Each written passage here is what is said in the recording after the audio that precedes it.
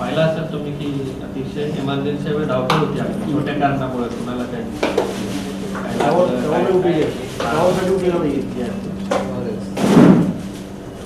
सर्वच दिलेले आहेत ते लागतं.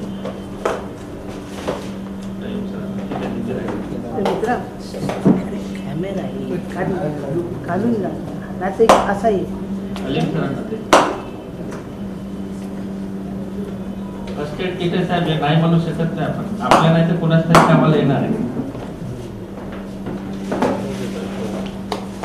सुरू करूया.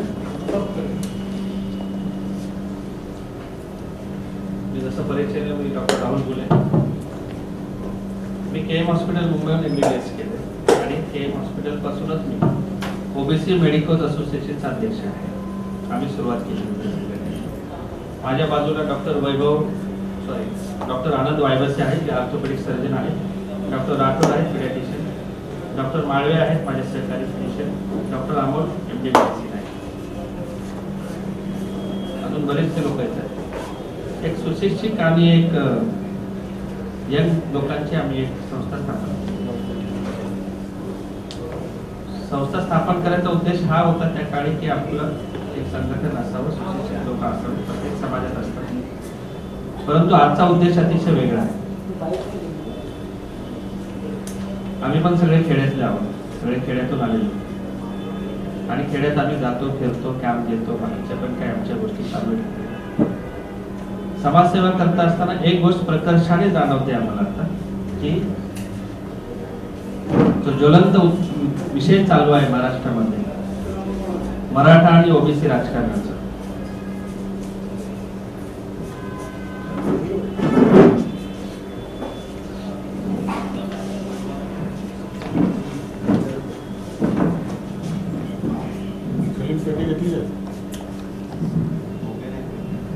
मराठा आणि ओबीसी राजकारणाचा ज्वलंत विषय जो चालू आहे महाराष्ट्रातील खेड्यापाड्यामध्ये, ती अतिशय चिंतादायक परिस्थिती आहे. आम्हाला खेदाने नमूद करावं वाटतं की या विषयावर कोणी काही बोलत नाही. सामाजिक सलोखा किंवा सामाजिक स्वास्थ्य बिघडवण्याचं काम या महाराष्ट्रातील काही राजकारणी करतायत आणि दुर्दैवाने ते काही ओबीसी समाजातीलच आहेत.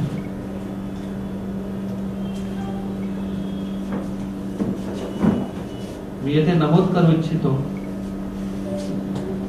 की मागील काही दिवसात जयंत पाटलांनी मराठा आरक्षणासाठी मोठा लढा दिला, गरीब मराठ्यांसाठी मोठा लढा दिला.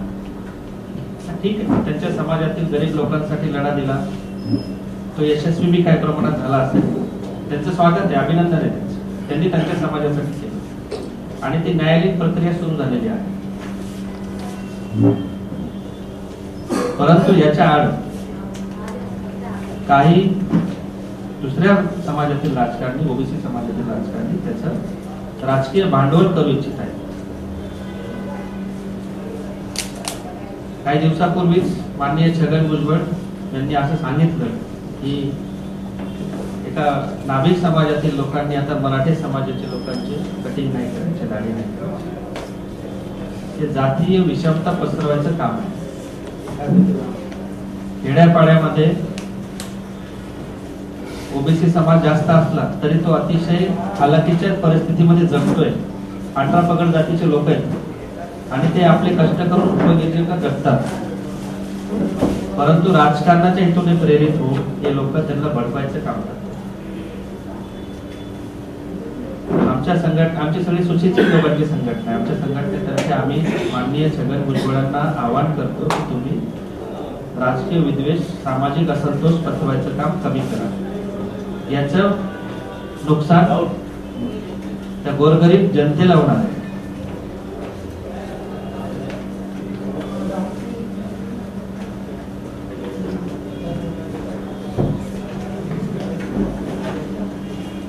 त्यांनी भुजबळांनी माफी नाही मागितली.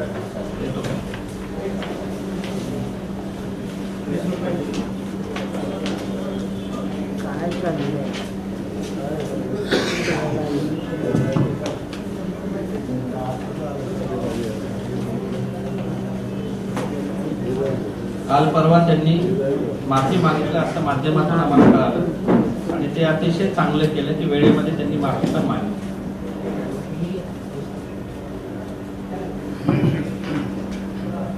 अजून एक मोठा मुद्दा सुरू होतोय साहेब. आजचं स्टेटमेंट आहे मराठा समाजातील नेत्यांचं की आम्ही त्यांनी हे जर थांबले नाही छगन भुजबळ साहेब तर आम्ही मंडल आयोगाला चॅलेंज करू.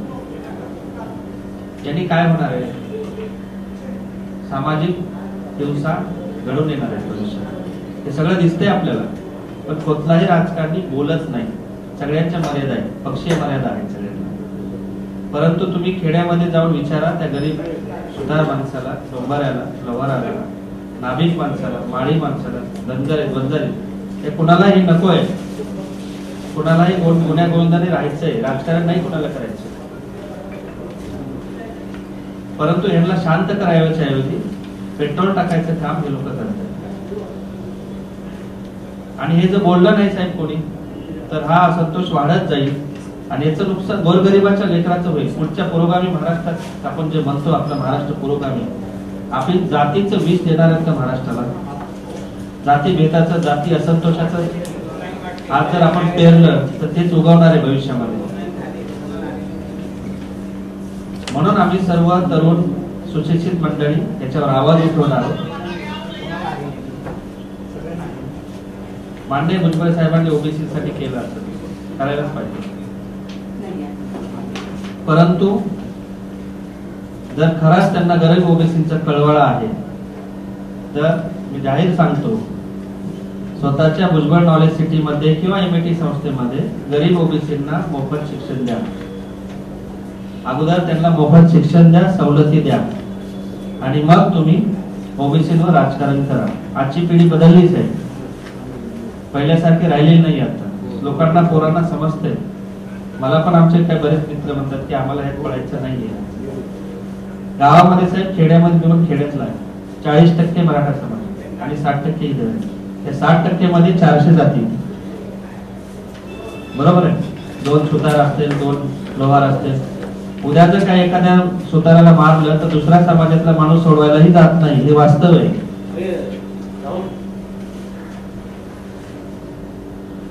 म्हणून सामाजिक असंतोष, सामाजिक समता, असंतोष कमी करून सामाजिक समता, जे यांचं वाक्य आहे समता परिषद, त्यांनी तेच काम करावं. हा, तुम्ही सुप्रीम कोर्टात लढा द्या, इतर मार्ग आहेत आपल्याला लढा द्यायचे, परंतु भडकवू नका, हीच आमची एक मागणी आहे.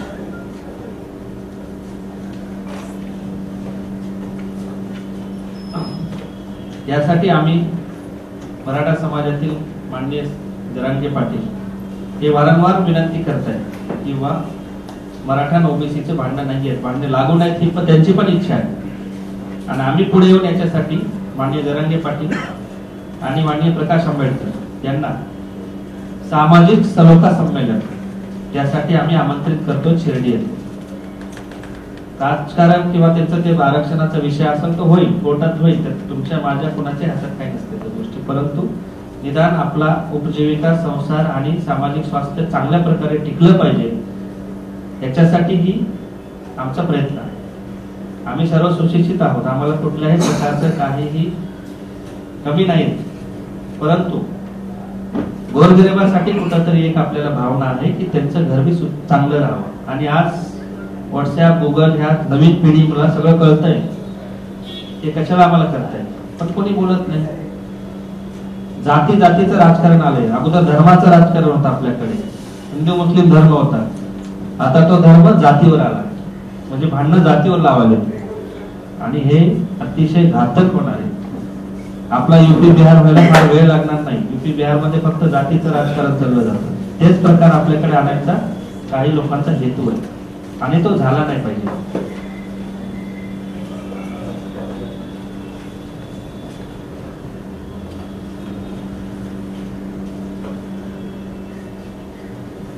हा जो आमचा छोटासा प्रयत्न आहे, याला आम्ही आजपासून तुमच्या साक्षीनं सर्वांच्या उपस्थितीला आम्ही सुरुवात करतो. आणि पुणे, नाशिक, नगर, औरंगाबाद मोठ्या ठिकाणी आमचे काही डॉक्टर मंडळी, वकील मंडळी आहेत, सुशिक्षित मंडळी आहेत. आम्ही समोर येऊन याला विरोध करणार. शेवटी गरीब माणसाला कळत नसते, पण आपल्याला कळते आणि आपण आवाज उठवला पाहिजे. म्हणून आम्ही हे करतो. बाकी आमचा कुठलाही त्यात कुठलं राजकारण नाही, काही नाही. समाजाचा हेतूचा विषय आहे, त्याच्यासाठी आम्ही पुढे आलेलो आहोत. तुम्ही आलात, तुमच्या सर्वांचं धन्यवाद. आणि या पुढच्या लढाईमध्ये, ही लढाई गरिबासाठी, ही लढाई सामाजिक स्वास्थ्य टिकवण्यासाठी, या लढाईमध्ये आपल्या पत्रकार बंधूंचं मार्गदर्शन किंवा कॉन्ट्रीब्युशन असावं असं आम्हाला वाटतं. धन्यवाद. तुमचं बोलणं झालंय का प्रकाश आंबेडकर एकत्र तयार का दोघे? आजच मी प्रकाश आंबेडकर नाही, जरांगे पाटलांचं आता येताना स्टेटमेंट वाचलं की ओबीसींनी आता पुढे यावं. नाशिकला ते आहेत आज. ओबीसींनी पुढे येऊन सामाजिक सेम स्टेटमेंट सामाजिक सलोखा मेंटेन करावा. तर आम्ही त्यांच्याशी बोलतोय. काही वरिष्ठ लोकांशी बोलणं झाले आमचं, त्यांनी पण भूमिका मांडली की हे करा. त्यांच्या पण काय लिमिटेशन आहे, ते समोर येऊ शकत नाही. पण भूमिका सामाजिक स्वास्थ्यासाठीची आहे. कुठलाही पक्ष नाही, पार्टी नाही, राजकारण नाही. पण ते वारंवार जे म्हणताय की ओबीसी मधूनच आरक्षण पाहिजे, अशा व्यक्तीला तुम्ही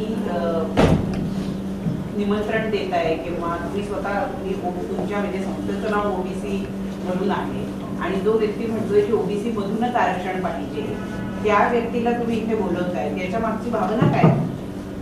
मॅडम, आरक्षण हा विषय इतका सोपाही नाही. सर्वांना आम्हाला त्यांची मागणी आहे की ओबीसीतून आरक्षण द्या.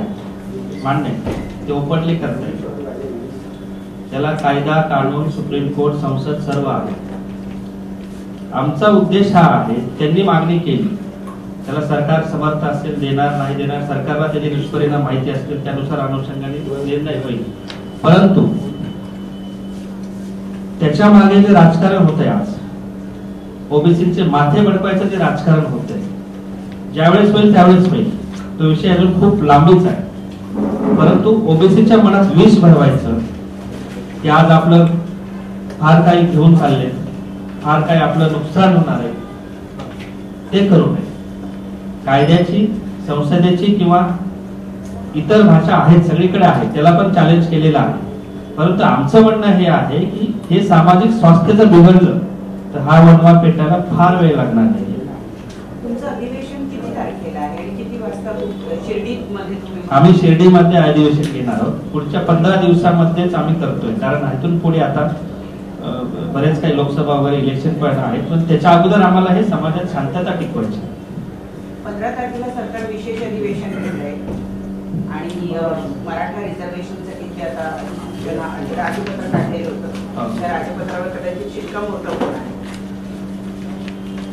बघा, हा पूर्णपैकी राजकीय विषय सरकारचा आहे, आमचा पूर्णपैकी सामाजिक विषय आहे. आमचं म्हणणं हे एकच आहे की गरीब ओबीसींना त्याच्यात भरडू नका. तुम्ही खेड्यापाड्यामध्ये एकदा सर्वे करा आजच्या तारखेला काय अवस्था आहे. आज मराठा आणि ओबीसी एकामेकाकडे जसे पूर्वीच्या काळी हिंदू मुस्लिम बघायचे, आता ती तीव्रता कमी झाली. हिंदू मुस्लिमची एकोपा आला. इतकं भेदभावानं किंवा द्वेषानं पाहिलं जातं. याच्यावर कोणी बोलणार आहे का? आपल्याला द्वेष वाढवत द्यायचा आहे? द्वेष वाढला नाही. आपण गुण्या गोविंदाने हजारो वर्षापासून एका खेड्यात बरेच लोक राहतात, पिढ्यानपिढ्या राहतात.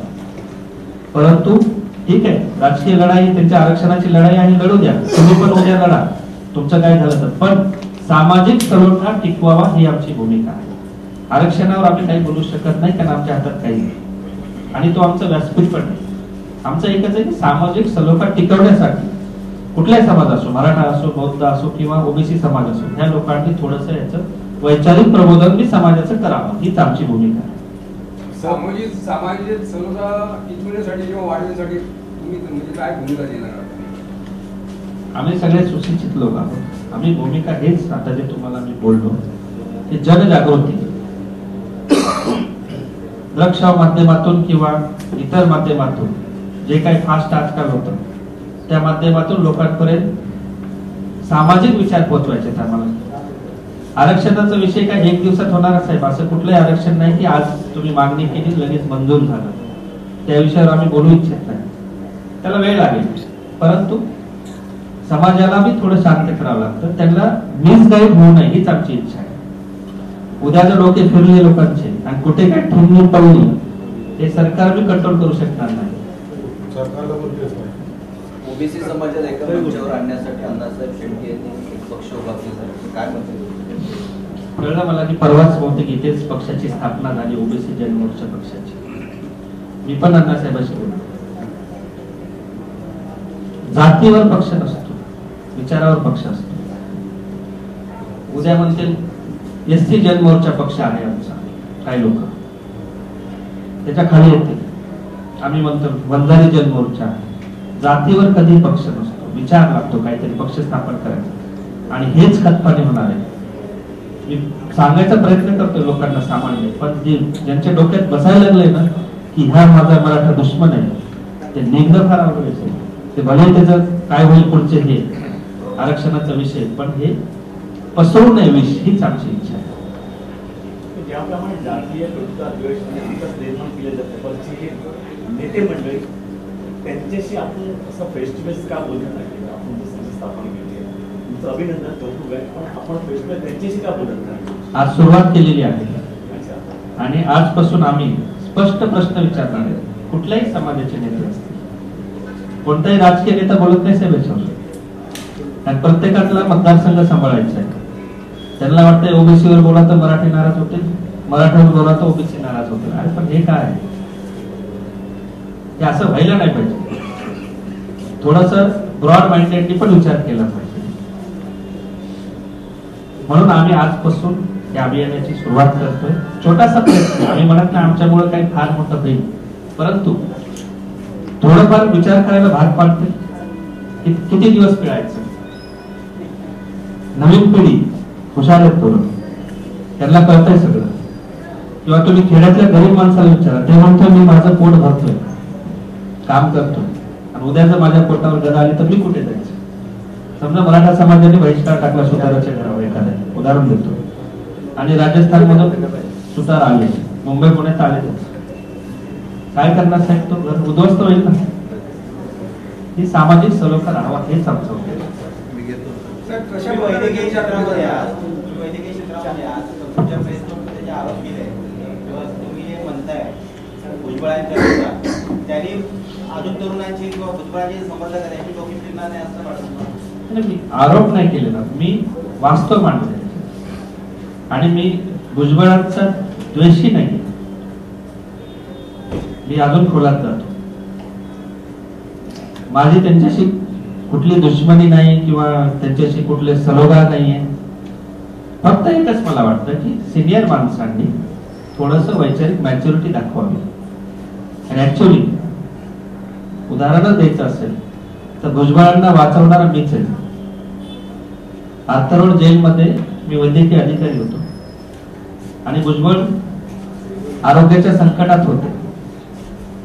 त्यावेळेस एवढी मोठी रिस्क मी घेतली, त्यांच्याकडून एक चायची सुद्धा अपेक्षा नाही ठेवली आणि त्यांना वैद्यकीय सुविधा मी दिल्या, ज्याच्यामुळे माझ्यावर कारवाई झाली आणि मला रायगडला बदली केली.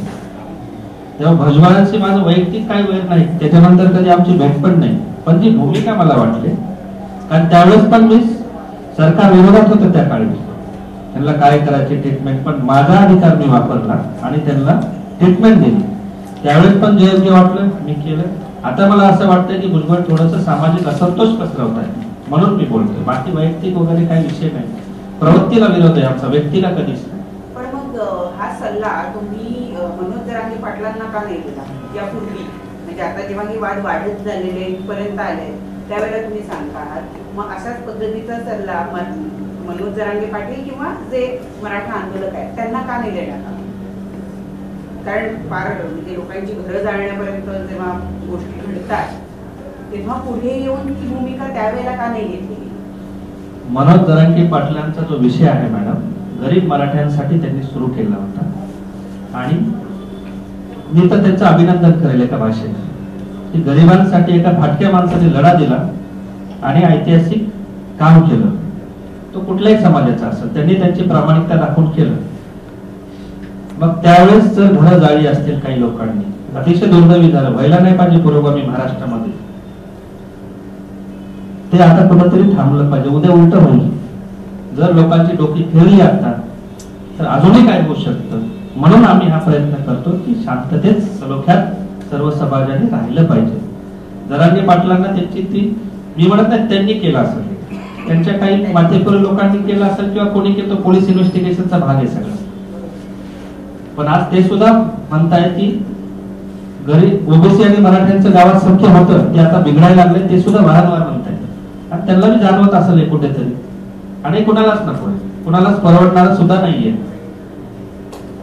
जरांगेंचा लढा जर तुम्हाला महत्वाचा वाटतो, तसा मग भुजबळ आणि ओबीसी साठी केलेला एवढा मोठा लढा व्यर्थ आहे का? तो लढा होता का? किंवा ओबीसी श्रीमंत आहेत का? मराठी गरीब वाटत का तुम्हाला? नाही, ओबीसीसाठी सुद्धा लढा दिला पाहिजे, पण योग्य मार्गाने दिला पाहिजे, एवढीच आमची अपेक्षा आहे. आम्ही म्हणत नाही की लढा देऊ नका किंवा ओबीसीनी थांबा किंवा ओबीसीनी काय करू नका. त्यांनी पण लढा द्या, पण न्यायिक मार्गाने, लोकशाही मार्गाने, संविधानिक मार्गाने द्या. मात्र फिरवायचे काम नका करू. ओबीसी मधून त्यांना आरक्षण द्यायचं म्हटलं असेल, मग ओबीसीचा अन्याय नाही का तो? 100% एक भाकरी अर्धी झाली तर ते अर्धा उपाशी राहणारच असतो. परंतु तो विषय अजूनही पटलावर किंवा कन्फर्म किंवा त्यांना काही मोहर स्टॅम्प त्याच्यावर उलटला आहे असं मला वाटत नाही. शेवटी कायदा कानून सुप्रीम कोर्ट आहे आणि सत्सद विवेक बुद्धीने निर्णय घेतला जातो. इतका मोठा विषय आहे, हा छोटा विषय नाहीये. त्यासाठी आहे ना, न्यायिक प्रक्रिया आहे, आपण वाट पाहायला पाहिजे. सुशिक्षित बेरोजगार तरुण जेव्हा नोकरीसाठी जातो तर त्याला एनओसी घेतात पोलिस जॉबसाठी. मंत्र्यांसाठी एनओसी का नाही? म्हणजे हे जेलमध्ये येऊन तेच मंत्री होतात सरकार. हा रोल करायला पाहिजे ना मुलांसाठी. कॅरेक्टर सर्टिफिकेट 100% करायला पाहिजे.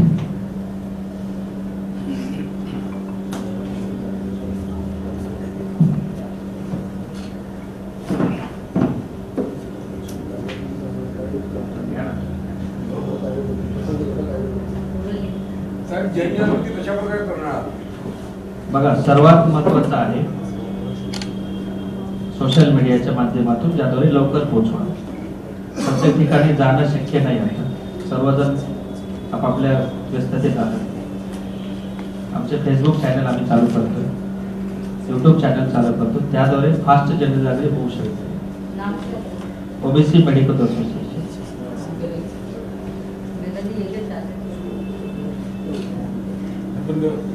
आणखीन जातीवाद वाढणार असं वाटत नाही. आम्ही सलोखा ठेवा म्हणतोय, आम्ही भडकाव नाही बोलत, सलोखा ठेवा, बाकी उद्देश काही नाही. सलोखा आणि संयम एवढाच उद्देश आहे आमचा.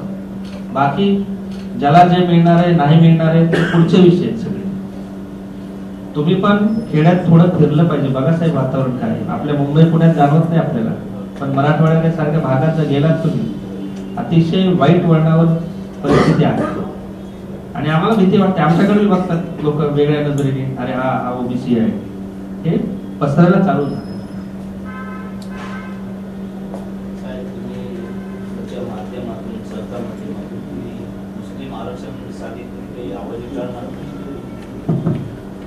मुस्लिम आरक्षण मिळायलाच पाहिजे ना. तुम्हाला 5% दिलंय ना? मिळत नाही, भेटलं नाही. तुम्हाला पण आरक्षण मिळायलाच पाहिजे. शैक्षणिक पात्रता फार लोक कमी आहेत तुमच्या समाजामध्ये. जो गरीब आहे साहेब, माझं एक करतं, जो गरीब आहे त्याला लाभ भेटला पाहिजे कुठल्याही सेवा सुविधा. आवाज उचलू ना, का नाही उचलू? ओबीसी मुस्लिम कमी आहेत, भरपूर आहेत ना ओबीसी समाजामध्ये. मुस्लिम भरपूर संख्या आहे तुमची. मनोज जरांगेंची मागणी बरोबर आहे का? मनोज जरांगे ओबीसी मधून अर्धा वाटेकरी होत आहे, त्यापेक्षा म्हणतात की आरक्षण वाढून घ्या, आरक्षण घ्या. हा मुद्दा असताना मग ते त्या पद्धतीने होतात, म्हणजे यांचं अर्धा हिस्सा पाहिजे. अतिशय मागणी अतिताई आहे, त्यांनी मागणी करावी, आरक्षण घ्यावं.